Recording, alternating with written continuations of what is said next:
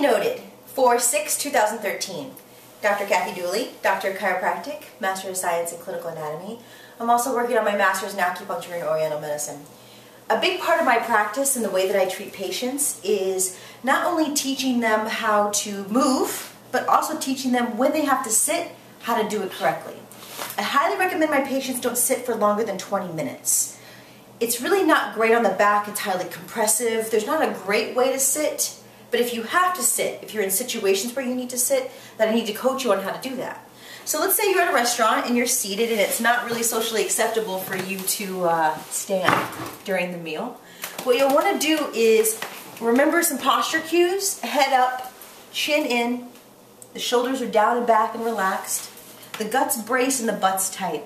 What I see when people tend to sit on the edge of their chair, and that's really, really great. I like that. But if you're going to sit on the edge of your chair, try not to hyperextend your back. You can see that creates a lot of TL junction pain there for a lot of my patients, and it also creates rib flare that can lead to core instability when they're standing.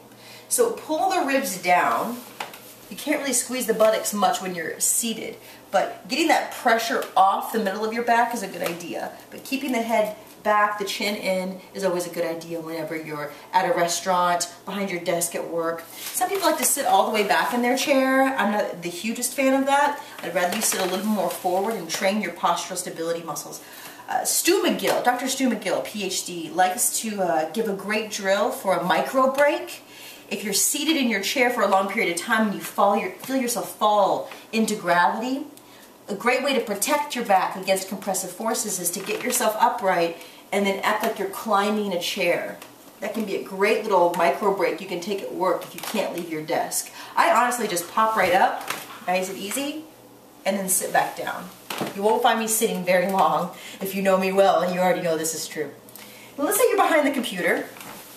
You come over here. You mind your posture cues: head up, chin in, shoulders down and back, gut braced, butt tight, pulling your abs down, or pulling your ribs, excuse me, down, so you're keeping a nice brace to protect the low back.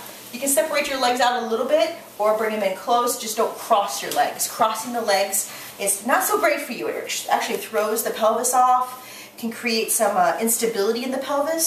So try to keep your legs uncrossed and sit in a position that's a little bit more stable. You can bring the computer screen up to your eyes. You can put books underneath or any kind of lift underneath to make sure that you're not looking down so much. And if you have to look down, like let's say at your phone, remember you can look down with your eyes, independent of having to move your head down.